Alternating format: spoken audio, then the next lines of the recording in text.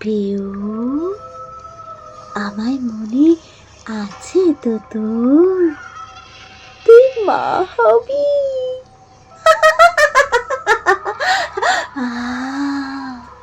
আমি তো তোর কাছে আবার আসবো, আবার আসবো। আমি আমি তো তোর কাছে আছি রে।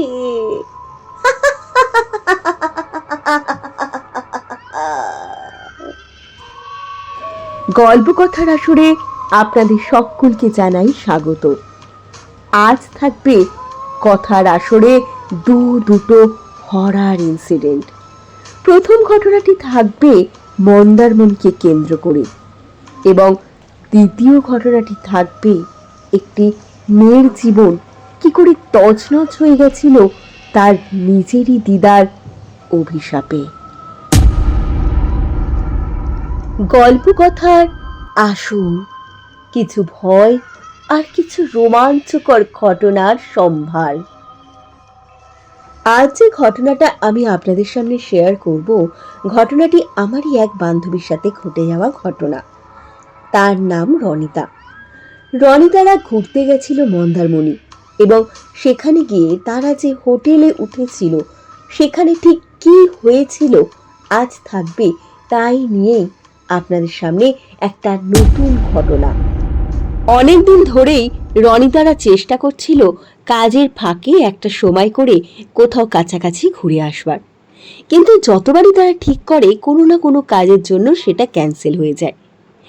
এরপর যখন সুযোগ হয় তখন শুধু রনিতা নয়, রনিতাদের ফ্যামিলির সাথে সাথে আরও 5টা ফ্যামিলি একসাথে মন্দারমণি যাবে বলে ঠিক করে। আগেই উইকেন্ড, তার ওপর পুরো পিক টাইম, এতগুলো ফ্যামিলি মিলে যাবে। যদি তারা হোটেল না পায়, এক হোটেলে যদি তারা উঠতে না পারে, তাই তারা একটা ট্যুর এজেন্সির সাথে কথা বলে এবং তাদের মাধ্যমে একটি হোটেলও তারা বুক করে ফেলে।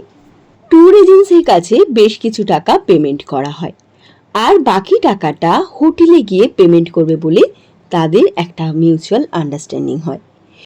রনিতা বেশ আনন্দে ছিল, এতদিন পর একসাথে আবার হই হুল্লোড় করে যাওয়া হচ্ছে একটা জায়গায়, আর গ্রুপের সদস্য সংখ্যাও কম ছিল না। অবশেষে সেই দিন এসে গেল। প্রায় 5টা ফ্যামিলি ও নিজেদের প্রাইভেট কার নিয়ে তারা বেরিয়ে পড়েছিল মন্দারমণির উদ্দেশ্যে। রাস্তায় যেতেও তাদের বেশ কিছুটা দেরিও হয়ে যায়। এরপর তারা যখন হোটেলের সামনে গিয়ে দাঁড়ায় তখন প্রায় বিকেল।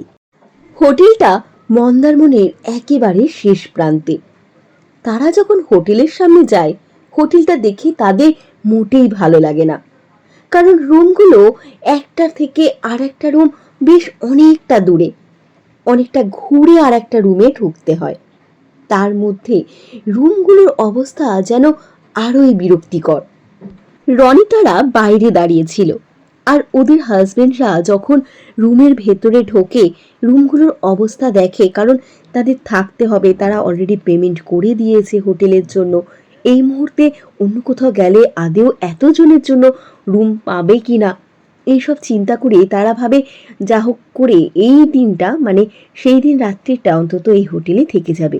এই বলে হোটেলে রিসেপশনে যখন যায় তখন দেখে একজন লোক সেখানে বসে আছে। অমিত মানে রনিতার হাজবেন্ড জানায় হোটেলে তাদের অলরেডি রুম বুক করা আছে, তাই তারা রুমগুলো ভেতরে ঢুকে একবার দেখতে চায়। অদ্ভুতভাবে লোকটা যেন কোনো হেলদোলি ছিল না।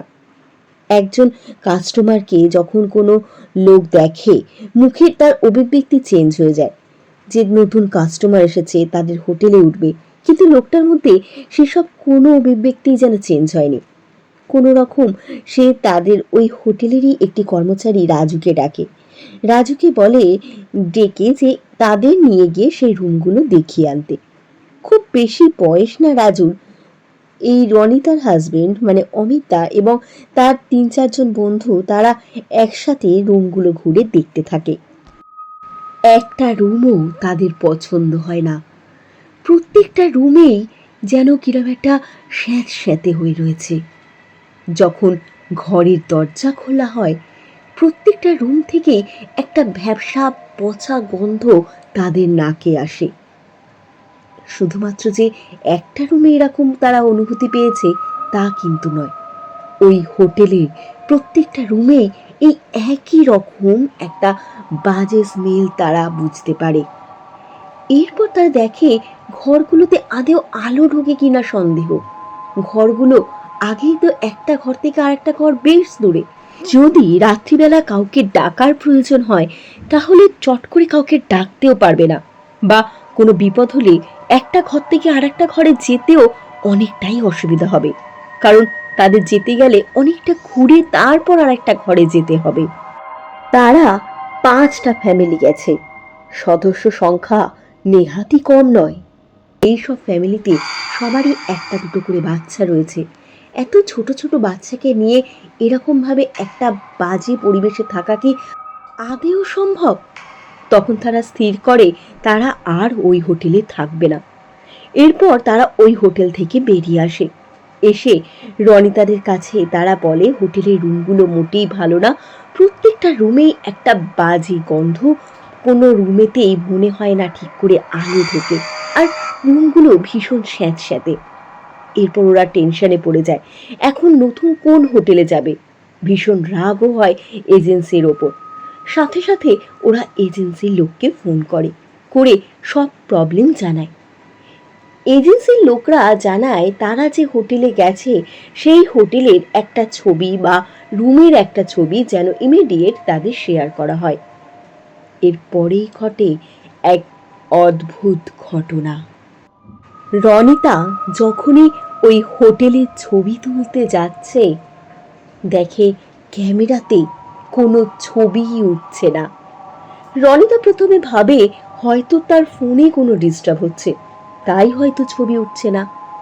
এরপর সে তখন অমিতাকে বলে তোমার ফোন দেখে ছবিটা তোলো। অমিতাও যখন ট্রাই করে দেখে একই অবস্থা, তার ফোন থেকেও ওই হোটেলে কোনো ছবি উঠছে না। শুধু তারা নয়, সেই সময় তাদের গ্রুপে আরও 2-1 মেম্বার যারা ছিল তারা যখন বারবার চেষ্টা করছিল ছবি তোলার ওই হোটেলে, কোনো ছবি কিন্তু ওই হোটেলের আর ওঠেনি। এই ঘটনা তারা এজেন্সিকেও জানায়। এজেন্সির লোকেরা শুনে ভারী অবাক হয়ে যায়। তারা বলে তাদের কাছে এমন অনেক হোটেলই আসে যা তারা অনেক সময় ভিজিট করে না বা করা সম্ভব হয় না। কাস্টমারের থেকে ফিডব্যাক ভালো পেলে তারা আবার কাস্টমার পাঠায়, কিন্তু এর আগে তারা এই হোটেলে আর কোনো কাস্টমার পাঠায়নি, তাই তাদের একেবারেই এই হোটেল সম্পর্কে অভিজ্ঞতা নতুন। এরপর রনিতারা ওই হোটেল ছেড়ে চলে যায় দীঘাতে, কারণ মন্দারমণিতে আজ থেকে এই যে ঘটনাটা বলছি অনেক অনেক দিন আগেকার ঘটনা। তখন এত হোটেল হয়নি, হোটেল হলেও সেগুলো মোটামুটি যেহেতু উইকেন্ড সব ভরাই ছিল, খালি হোটেল তেমন ছিল না। দীঘাতে যেহেতু অনেক হোটেল রয়েছে সুতরাং সেখানে ওদের হোটেল পাওয়ার সম্ভাবনা অনেকটাই বেশি, সেই জন্য তারা মন্দারমণি ছেড়ে ইমিডিয়েট দীঘায় চলে যায় সেই রাতেই। এরপর যে ঘটনাটি আপনাদের সামনে তুলে ধরব, ঘটনাটি হচ্ছে মুর্শিদাবাদের। মুর্শিদাবাদ থেকে যার সাথে ঘটনাটা ঘটে এবং যিনি ঘটনাটি পাঠিয়েছেন তার নাম পিউ দত্ত, যদিও এটি ছদ্মনাম, এবং এই পিউ দত্ত আসলে একজন স্কুল শিক্ষিকা। পিউর বাবা যখন মারা যায় পিউর বয়স মাত্র 10 বছর। এরপর পিউর মা পিউকে নিয়ে চলে যায় তার মামার বাড়ি। 3 মামা, পিউর মা একা তাদের বোন, তাই পিউ তাদের কাছে বেশ আদরের। পিউর বাবা মারা গেছে বলেই হয়তো পিউর দিদা পিউর অন্যান্য ভাই বোনেদের থেকে, মানে পিউর অন্যান্য মামাতো ভাই বোনের থেকে পিউকে অনেকটা বেশি ভালোবাসত। পিউ ছাড়া তার দিদা কাউকে চিনত না, যা হবে আগে পিউ পাবে। তার মামা মামিও পিউকে প্রচণ্ড ভালোবাসত। এরপর পিউ সেখানে থেকেই পড়াশোনা করতে শুরু করে। একটা সময় পর যখন পিউ ক্লাস 12-এ পড়ে তখন ওর সাথে পরিচয় হয় সুবীরের। তারা একসাথে একই কোচিনে পড়তো। কিন্তু পিউর এই সম্পর্ক প্রথমে বন্ধুত্ব থাকলেও পরবর্তীকালে তা প্রেমের সম্পর্কে পরিণত হয়। এদিকে পিউর মামার বাড়ি থেকে কেউ পছন্দ করতো না যে পিউ সেই ছেলেটির সাথে মিশুক, কারণ তারা চাইতো যেহেতু তারা ব্রাহ্মণ, পিউ এমন কোনো ছেলেকে বিয়ে করুক যে কিনা ব্রাহ্মণ হবে, কারণ তারা প্রচণ্ডভাবে গোঁড়া। এদিকে প্রেম তো কারোর কথা শোনে না বা কোনো বারণ মানে না। আস্তে আস্তে যত দিন যায় পিউ আর সুবীরের বন্ধুত্ব বা প্রেমের সম্পর্কের গভীরতা বাড়তে শুরু করে। একটা সময় পর পিউ বাড়ি ছেড়ে দিয়ে চলে আসে সুবীরের হাত ধরে। তখনও সুবীর কোনো চাকরি পায়নি। এই রাগেতে পিউর মামার বাড়ির সবাই, এমনকি পিউর মাও পিউর সাথে যোগাযোগ সম্পূর্ণভাবে বন্ধ করে দেয়। এর মধ্যে কেটে গেছে বেশ কয়েকটা বছর। ইতিমধ্যে পিউর যে হাজবেন্ড মানে সুবীর বাবু বর্তমানে এখন রেলে কর্মরত এবং একজন উচ্চ পদস্থ কর্মচারী। তখন তিনি রেলে পরীক্ষা দিয়েছিলেন এবং সবে সবে চাকরিটাও পেয়েছিলেন। আর ওইদিকে পিউ সেই সরকারি বিভিন্ন পরীক্ষা দেওয়ার জন্য প্রস্তুতি নিচ্ছিল। পরবর্তীকালে পিউ চাকরিও পেয়ে যায়, কিন্তু তারও আগে তার দিদা হঠাৎ করেই প্রচণ্ডভাবে অসুস্থ হন এবং মারাও যান। সে যখন মারা যায় তখন পিউকে খবর দেয়া হয়। পিউকে যখন তারা খবর দেয় তখন তারা জানতে পারে যে পিউর হাজবেন্ড মানে সুবীর বাবু রেলে চাকরি পেয়েছেন এবং পিউও পড়াশোনা করছে সরকারি চাকরি পাওয়ার আশায়। এই শুনে তাদের মানে পিউর মার বা পিউর মামাদের প্রচণ্ড ভালো লাগে। তারা ভেবেছিল হয়তো পিউ পড়াশোনাই ছেড়ে দিয়েছে, তার হয়তো আর কিছু হবে না। আর যে ছেলেটির হাত ধরে পিউ বাইরে চলে এসেছিল বাড়ি ছেড়ে, সেই ছেলেটি হয়তো ভীষণই বেকার, কোনো তো চাকরি বাকরি তখন করতো না এবং পরবর্তীকালেও কোনো ভালো কাজ পাবে কি না তাই নিয়ে তাদের মধ্যে একটা বিশাল সংশয় ছিল। যখন তারা পিউর এইরকম অবস্থার কথা জানতে পারে তখন তারা মনে মনে সত্যি প্রচণ্ড খুশি হয়। দিদা মারা যাবার পর এই প্রথমবার পিউ এবং তার হাজবেন্ড যায় তাদের বাড়িতে। সুবীরবাবু বুঝতে পারে পিউ কতটা ইমোশনাল হয়ে পড়েছে। সে পুরাতন স্মৃতিগুলো বারবার মনে করতে থাকে। দিদার কথা মনে করে তার চোখ ফেটে জল আসে, কিন্তু অনেকটা দিন সে দিদার কাছে আসেনি। দিদা কতই না ভালোবাসতো তাকে। এইসব নিয়ে পুরাতন সেই স্মৃতিগুলো তাকে যেন প্রচণ্ডভাবে কষ্ট দেয়। সুবীরবাবু এই ব্যাপারটা বুঝতে পারেন এবং তিনি পিউকে বলেন যে এই কদিন পিউ যেন সেখানেই থেকে যায়। সব কিছু যখন মিটে যাবে তখন পিউ আবার বাড়ি ফিরে আসুক। এতদিন সে তার মাকে মামাদের ছেড়েছিল, সেখানে থাকলে তারও ভালো লাগবে। এই বলে সুবীরবাবু পিউকে রেখে দিয়ে বাড়ি ফিরে যান। এর মধ্যে কেটে গেছে প্রায় 3-4 দিন। তখনও অসুখ চলছে। এরই মধ্যে একদিন হঠাৎ করে পিউ রাত্রিবেলা ঘুমিয়ে ঘুমিয়ে শুনতে পান কেউ যেন একটা বিকট হাসি হেসে তাকে বলছে,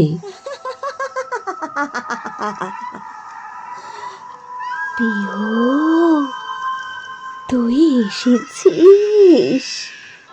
কতদিন তোকে দেখি না। এই তো আমি মা, আমি যে তোকে ছেড়ে কোথাও যাব না, তুই থাকবি তো?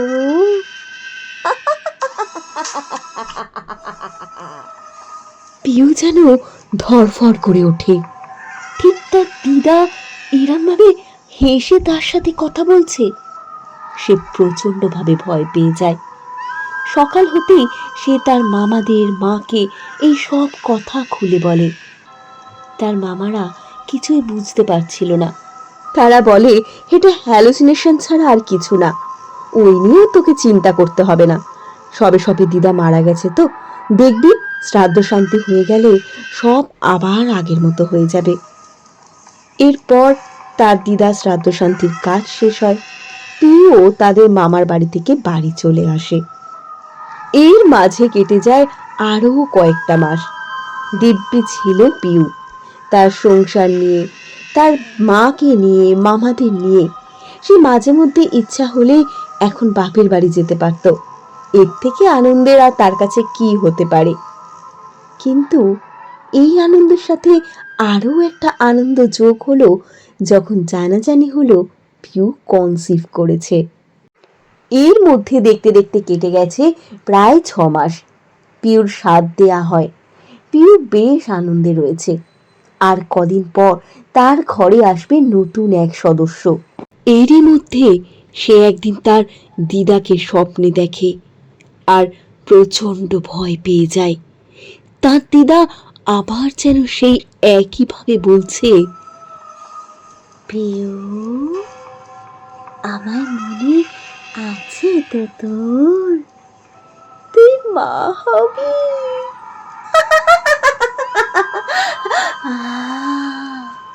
আমি তো তোর কাছে আবার আসবো, আবার আসবো। আমি তো তোর কাছে আছি রে।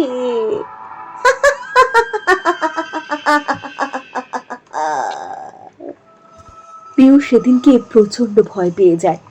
তারপরে সে তার শাশুড়ি মাকে, তার মাকে এই সব ঘটনা খুলে বলে। তার শাশুড়ি মা এই কথাটা শুনে একটু ভীতও হয়ে যায়। সে সাথে সাথে পিউকে নিয়ে গিয়ে তার শরীরের বন্ধন করায়। বাড়িতে তাকে খুব সাবধানে থাকতে বলে। তার মাও তাকে খুব সাবধানে থাকতে বলে।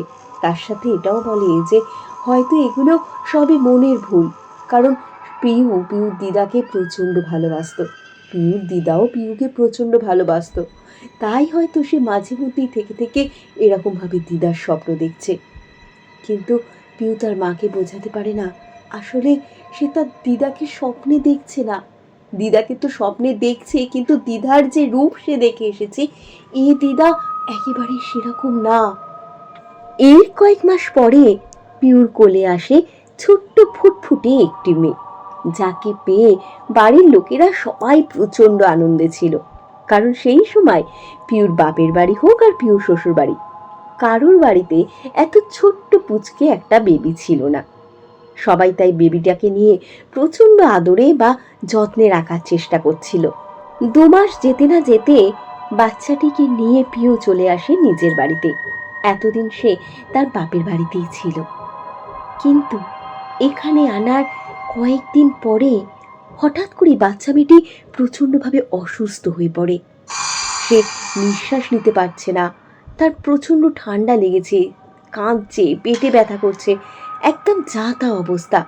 ডাক্তার দেখায়, ডাক্তার ওষুধ দিচ্ছে, তারপরেও বাচ্চা মেয়েটি কিছুতেই সুস্থ হচ্ছে না। বাধ্য হয়ে তারা তখন একটা হসপিটালে বাচ্চা মেয়েটিকে ভর্তি করে। সেখানে 3-4 দিন থাকার পর মেয়েটির মৃত্যু হয়। এই শোক বাড়ির কেউ তখন মেনে নিতে পারছিল না। সম্পূর্ণ ভেঙে পড়েছিল পিউ। এরই মধ্যে সে আবার স্বপ্নে দেখে তার দিদাকে। সেদিনকে তার দিদার মুখে প্রচণ্ড হাসি, যেন এক তৃপ্তির হাসি হেসে সে বলছে, কিরে, আমি বলেছিলাম না আমি তোর কাছে থাকবো আর কেউ তোর কাছে আসবে না? ভুলে গেছিস?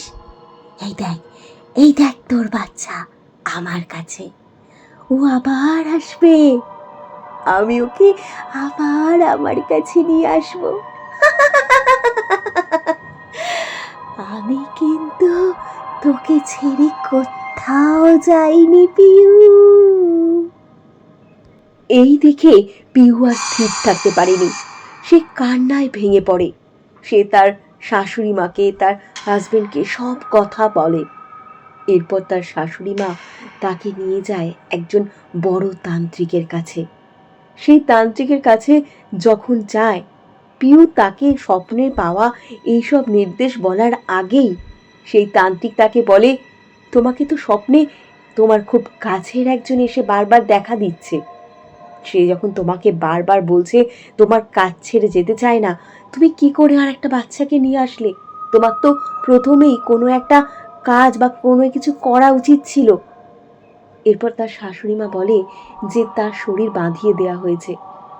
এই শুনে তান্ত্রিক বলে আদেও সেটা ঠিকঠাক হয়েছিল কিনা বা তাতে আদেও ওর কোনো উপকার হয়েছে কিনা তা তো বলতে পারছি না, কিন্তু বাচ্চাটার তো শরীর বাঁধানো ছিল না। এই যে হয়েছে এটা কিন্তু ওই দোষ পাওয়ার জন্যই হয়েছে। এরপর পিউ তাকে বলে তার দিদার কথা। সেই সব কথা সেই তান্ত্রিককে খুলে বলে। তান্ত্রিক শুনে বলে পিউর গর্ভে যে সন্তানই আসবে কয়েক মাসের মধ্যেই তার মৃত্যু হবে। এটা কোনো আকস্মিক মৃত্যু নয়, এটা প্রতিশোধের মৃত্যু। তাই ইমিডিয়েট পিউ কোনো কনসিভ করার আগেই তাদের বাড়িকে শুদ্ধ করতে হবে, তাদের বাড়িতে কিছু পূজা পাঠ করতে হবে। এরপর তিনি যান পিউদের বাড়িতে, কিছু পূজা পাঠ করেন এবং ঘরটিকে বন্ধন করেন। তার সাথে পিউর শরীরও বন্ধন হয়। এরপরে পিউর যে সন্তান হয় সেই সন্তান দিব্যি সুস্থ হয়, তার আর কোনো বিপদ হয়নি।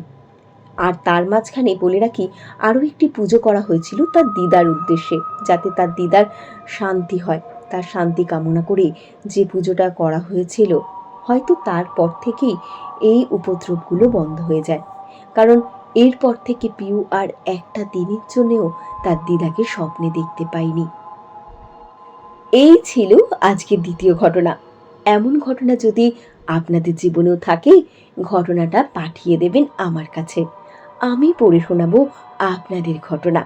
ডেসক্রিপশন সেকশনে সমস্ত লিংক দেয়া রয়েছে। আশা করি আপনারা সবাই বেশ ভালো থাকবেন।